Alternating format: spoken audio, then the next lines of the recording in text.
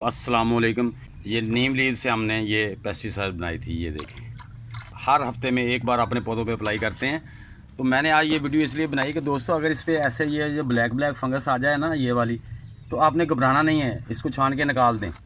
जो नीम के पत्तों की पेस्टिसाइड है, 1 पॉट इसका लूँगा और 2 पॉट इसमें जो है ना पानी मिक्स कर दूँगा और ये मैं अपने पौधों पर अप्लाई करूँगा, क्योंकि कहीं कहीं काले तेले के निशान मुझे नज़र आए हैं।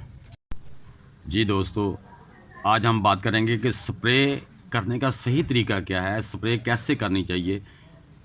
और अगर आप घर में उगा रहे हैं तो कोशिश करें कि आप ऑर्गेनिक स्प्रे ही करें, जो नीम के पत्तों और चाय की पत्ती से तैयार की जाती है। उसका लिंक भी मैं इसके एंड में दे दूंगा। वीडियो को एंड तक देखिए ताकि प्रोसेस आप देख सकें। अस्सलामुअलैकुम दोस्तों, क्या हाल है? उम्मीद है आप सब खैरियत से होंगे। मैं आपको जुहान किचन गार्डन में वेलकम कहता हूँ। दोस्तों ये देखें, ये हमारा कद्दू का पौधा है। ये देखें, अगर कैमरा आपको दिखा सके तो ये देखें, ऊपर से कोई महसूस नहीं हो रहा, लेकिन पत्तों के नीचे एक एक दो दो दाने ये काले तेले के आपको नज़र आ रहे होंगे। ये देखें छोटे लीव जो होते हैं ना कोम्पल के, उन पे ज़्यादा हमला करता है। ये देखें, पौधों को आगे देखा गौर से तो पता चला है। तो दोस्तों, जब ऐसा मसला हो तो आपने फिर इसको पत्तों के नीचे स्प्रे, क्योंकि काले तेले का हमला, जो काला तेला बैठता है वो नीचे ही बैठता है पत्तों के। ये देखो, हम स्प्रे कर रहे हैं, अप्लाई कर रहे हैं, तो हम इसको स्प्रे नीचे से ही करेंगे। ये देखें, हम इसके पत्तों को नीचे ऊपर सारे ये इसको अच्छी तरह स्प्रे कर देनी है। ये देखें, माशाल्लाह हमारा पम्पकन जो है उसको फूल भी आ रहे हैं और माशाल्लाह कद्दू बाना, नीचे 1-2 थे वो गिर गए हैं। वो शुरू में जो 1-2 फ्रूट होते हैं वो गिर भी जाएं तो कोई ऐसा मसला नहीं है, परेशान नहीं होना। लेकिन ये पत्तों के नीचे ध्यान से करनी, पत्तों के नीचे नहीं छोड़ना कोई भी।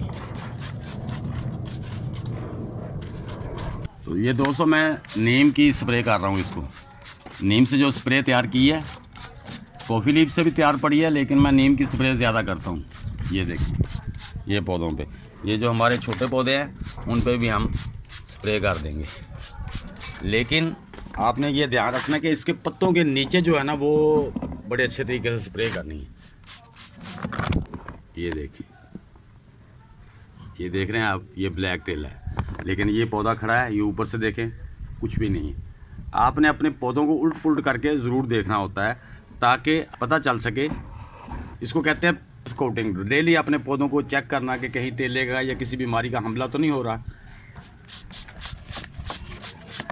दोस्तों, हमने अपने कोकम्बर को भी, हालांकि इसको तेला नहीं था, लेकिन मैंने फिर भी कर दी है। हर 8 दिन के बाद करता रहता हूँ। उसके बावजूद जो है ना हमला होते रहते हैं बीमारियों के, तेले वगैरह के। तो ये चीज़ों का आपने ख़ास ध्यान रखना है ताकि आपका गार्डन महफूज रहे। सेल्फ फर्टिलाइज़र जो मैंने आपको तरीका बताया, मैंने सारे पौधों को कर दिया है। एक तो ये इसको सेल्फ फर्टिलाइज़र, चलो थोड़ी सी ज़्यादा नहीं, अपनी हम मैनुअल भी देते रहेंगे तो ये सेल्फ फर्टिलाइज़र मिलती रहेगी। दूसरे नंबर पे हमारी कंपोस्ट जो है ना वो तैयार होती रहेगी। इसमें हमें वो अलग से एक स्ट्रगल करने की ज़रूरत नहीं। ये देखें, इसमें भी मैंने लगाया हुआ है, इसमें भी मैंने लगाया हुआ है, इसमें भी मैंने, ये देखें, ये सेल्फ फर्टिलाइज़र बोतलों को, उसका तरीका मैंने दिखाया हुआ है, आपको वो लिंक दे दूँगा। सब पौधों को मैंने ऐसे लगा दिया है ताकि हमारे पौधों को सेल्फ फर्टिलाइज़र भी मिलती रहे और डीकम्पोस्ट भी होती रहे इसी के अंदर। उसके अलावा आपने हर 8 दिन के बाद ये स्प्रे करते रहना है ताकि हमारे पौधे तेले वगैरह से, वाइट फ्लाई से, काला तेला, सफ़ेद तेला, पीला तेला, बहुत किस्म के होते हैं, इनसे हमारे पौधे महफूज रहें। इंशाल्लाह मिलते हैं नेक्स्ट वीडियो में, तब तक के लिए अल्लाह हाफिज़।